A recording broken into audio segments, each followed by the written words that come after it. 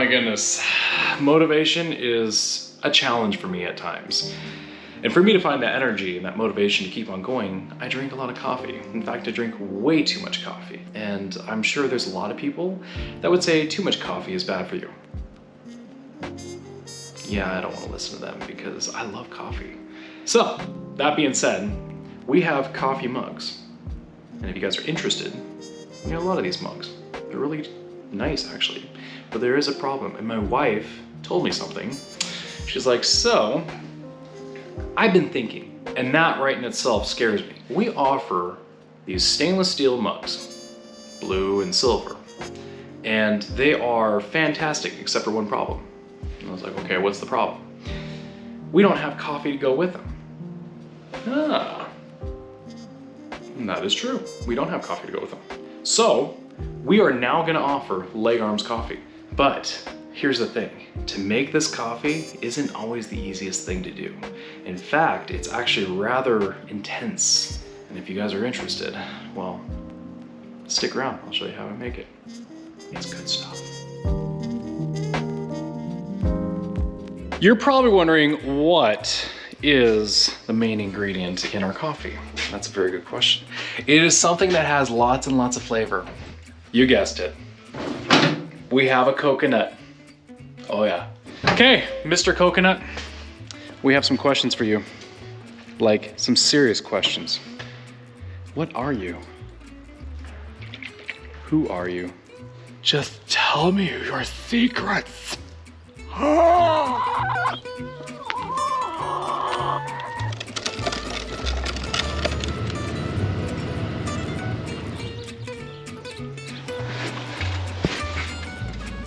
The first thing you want to do while removing the sweet nectar that's inside of that coconut, all of its fine, delectable juices, is you have to make sure you use carbide.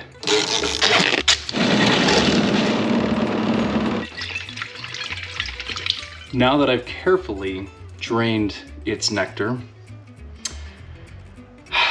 we're not done with it yet.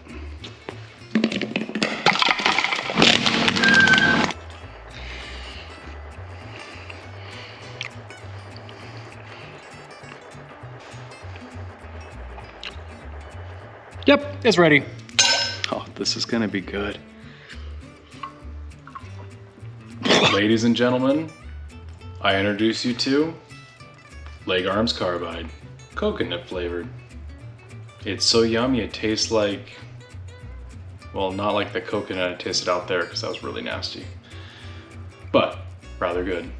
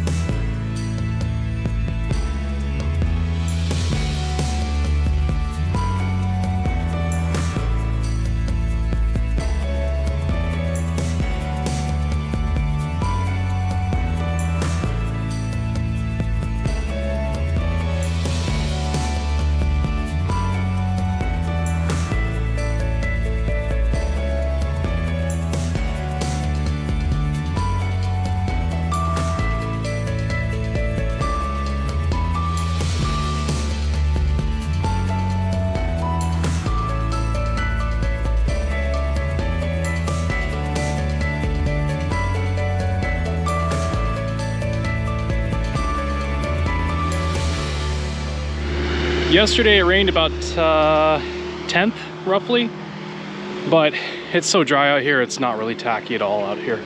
And you guys are like, a 10th? That's nothing. Yeah, you're right, it's nothing. But we'll take what we can get. So what we're doing right now is we just got done putting some drain tile on this edge of the house, and we put gravel down there, washed gravel, and got the drain tile where we wanted, covered it really well with gravel, put some fabric down so that way it's a barrier so the dirt won't go into the gravel and mix it all up.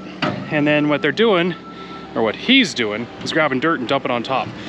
And then what we're gonna do is, after he dumps a lot of it in there, we'll level it out and get a thumper and pack it all down, and I'll get the water truck and we'll wet it down a little bit so we can get it packed. And we'll just keep doing layers.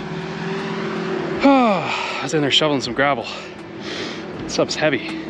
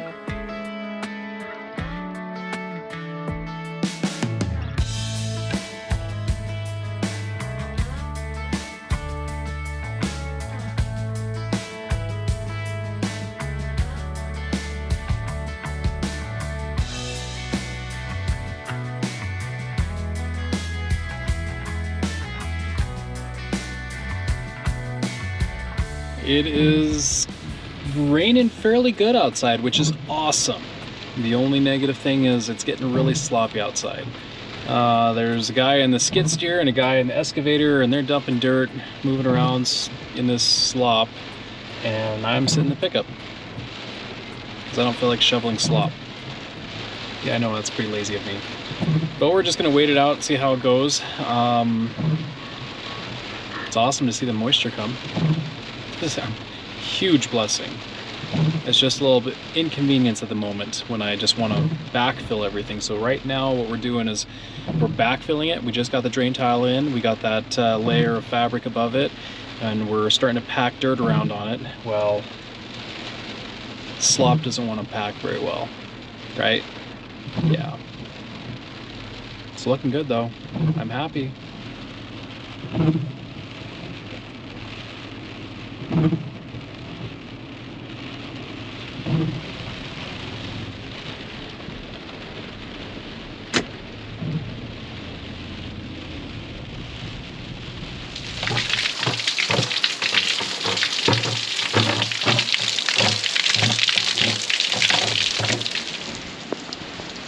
It's a beautiful sight. Very beautiful sight.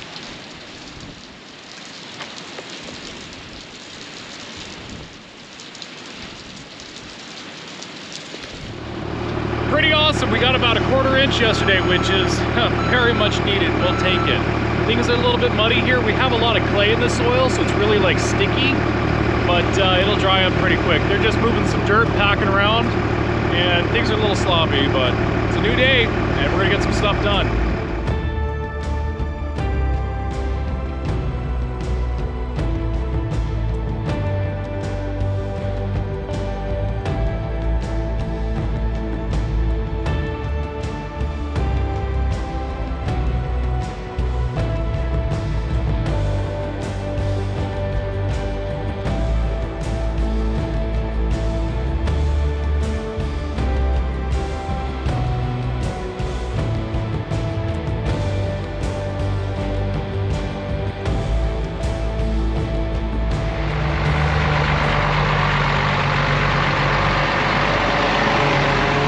Concrete truck is here. We're gonna start pouring some footers for the garage, and then that way it can cure and we can start stacking blocks. I'm happy.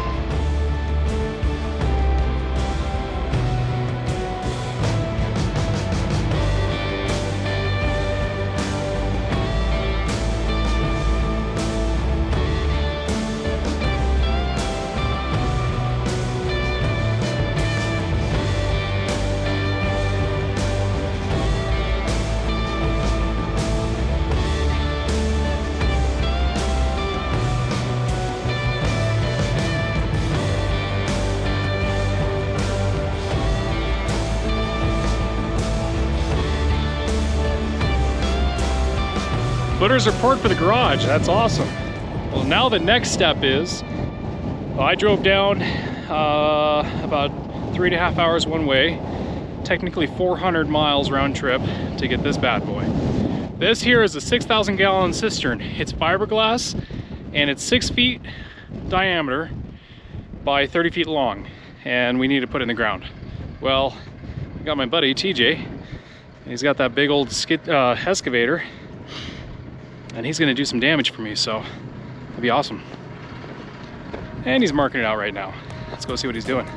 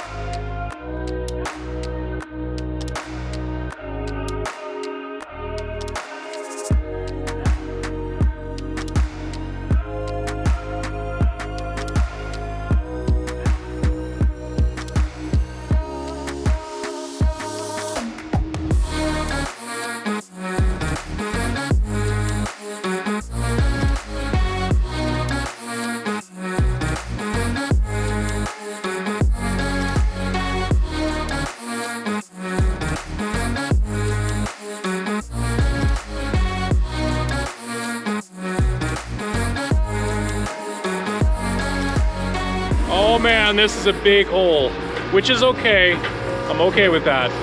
The manhole to get inside the tank is gonna be almost level with the top. I'll probably bury a little bit of ground or dirt on top of it, keep it just a tiny bit so it's not kind of a low spot. So that's okay. But what we have to do is he's gonna grab sand out of the truck and he's gonna fill sand in the bottom here, and then we gotta grade it all out because that fiberglass water tank, I don't want it to crease and crack. So if there's a really hard spot here and you got all that weight of dirt on top of it, and with all that water, I just don't want it to crack. So they recommended putting sand in here. Now, if I had really rocky ground, like tons of rock everywhere, they'd say put some pea gravel in it. But sand will work great for this, so he's gonna load a couple chunks of sand in here, or scoops, not chunks, scoops. I hope there's not chunks. And then we'll just have to figure out the grade. And then once that's done, let's put the tank in the ground. Oh, he makes it look easy. That thing's a beast, by the way. I really want one. There's a lot of toys I want, but do I need them? Yeah, pretty much, yeah.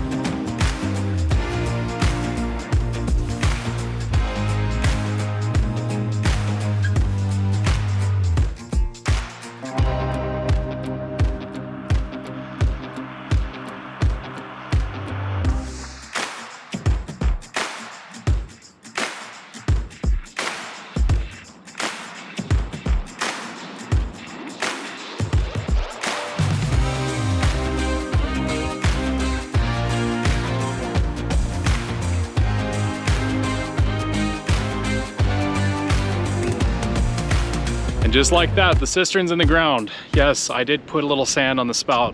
Yes, it will get cleaned off. And yes, I'm not a very good operator in that mini excavator, but it sure is fun. Anyways, it's looking good, looking really good, and it's deep. Love it. Oh yeah, that's awesome. So basically what I gotta do is I've got the water line that we trenched in last fall, which is right here. So I gotta dig it up and I gotta tie into this big line right here, this 2-inch line, and then go over and then tie it into the side of the tank. And then I gotta tie in the front part that goes to my house, the out part. Man, it's windy. This country is just so windy. But anyways, and then bury it all. I'm happy. I'm really happy. Getting things done, I love it. Makes me feel really good inside. And TJ, he's done with that big excavator, and he's He's tracking it home. Well, to my home.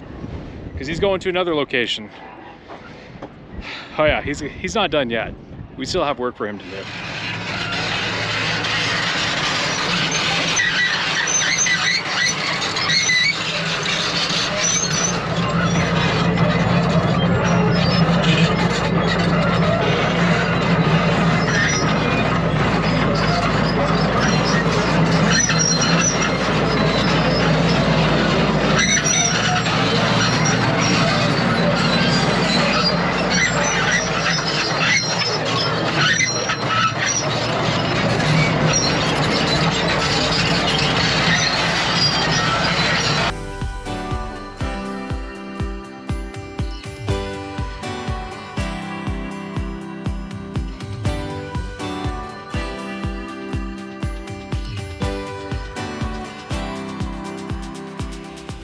That one's all glued together, and then that one goes to my house. And then this big 2-inch right here is the one that's coming from that water line that we ripped in last fall. Now I went ahead and fused this 90 degree onto this fitting. Then I gotta take that 2-inch, true it up, glue it, tighten it up, and then bury this thing. At least this side. And then I gotta go connect that line over to the other. There's still work to do, but looking good.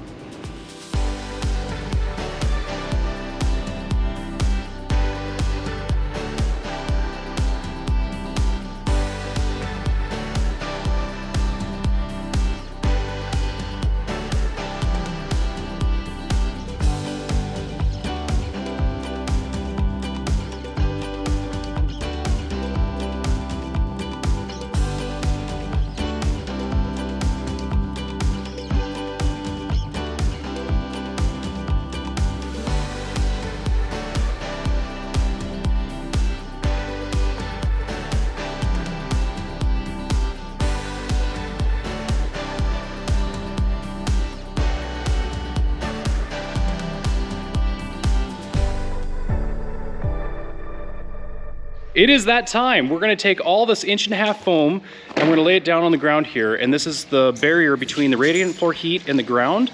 So he's gonna go ahead and start stacking out the sheets, laying them out, getting them cut around the bathroom drains, do this whole floor, put our tubing, run it around. And then in our utility room right here, there's gonna be a manifold that has all the tubing from the radiant floor heat coming out of the concrete. Then after that's all done, they're gonna start laying rebar, putting it down, tying it all together. And then basically, once that's done, it's almost ready to pour. But right now, it's just figuring out the foam, getting it all cut out to make it fit in here. And yeah, he's gonna make it look easy. I'll help, I think, I hope. We'll see. If I'm on good behavior, he'll let me help. All right, let's get busy.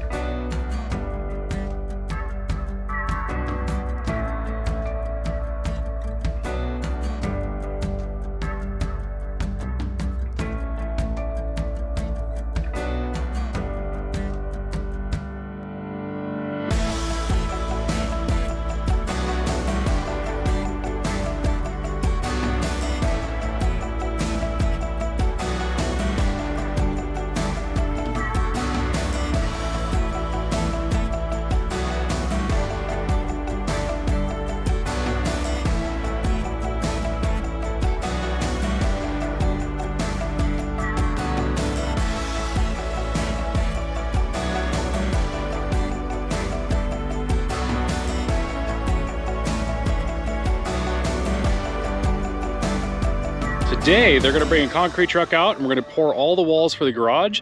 They're laying rebar down on the floor for the basement, and then tomorrow they're gonna do all the flat work in the basement, so that's gonna be exciting. But I wanted to say, this is about 2 days after our rain. We got anywhere from 1.5 inches to 2 inches. And the reason why I say that is because our rain gauge is kind of vary. We're trying to figure out which one's not reading the truth. But I wanted to say also, we appreciate all your prayers, and this is a much needed rain. This crop here was on its last legs. I mean, it was just about to burn completely to the ground. There was no submoisture. It's been super dry here, but this still has a fighting chance. And it looks like we'll credit crop this year, but We're not sure what kind of crop we're gonna cut, but it's gonna be a crop. So thank you all, appreciate it. Let's go get to work.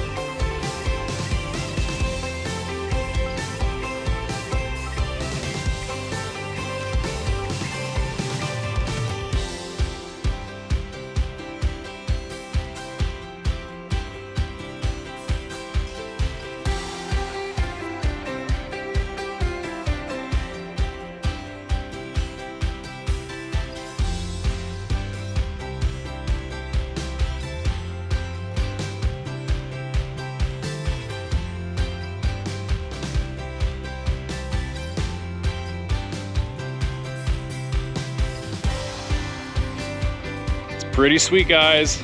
Today's the last day for these guys working on this project.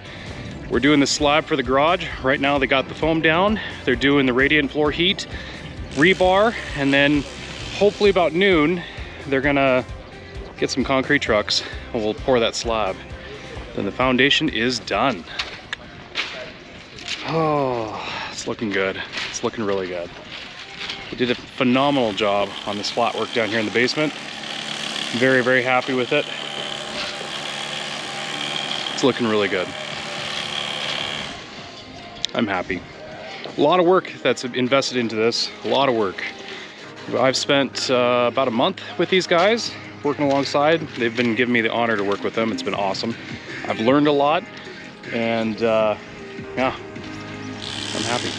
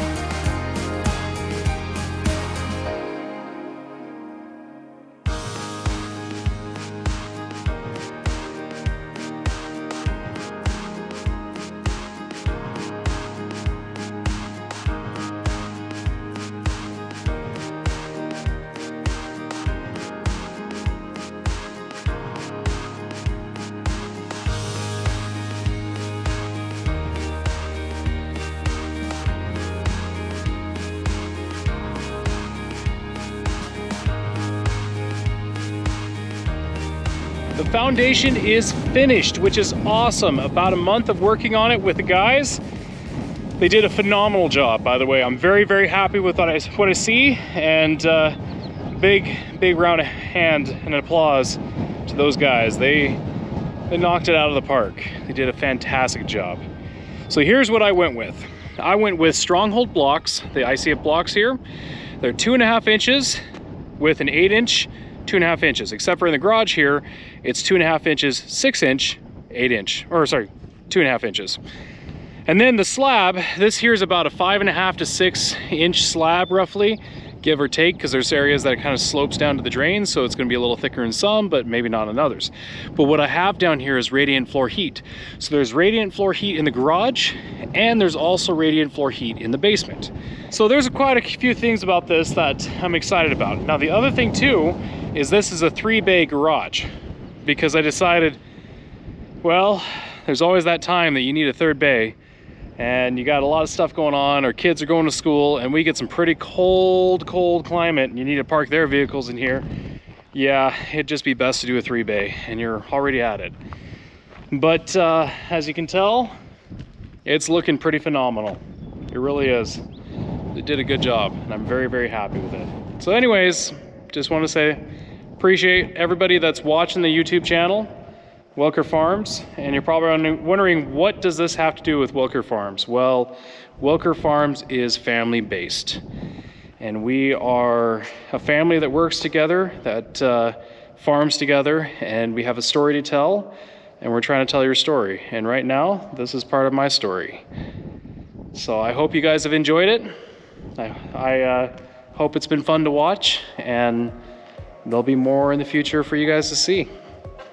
And then of course, Nick is gonna be building a house too, so stay tuned for that.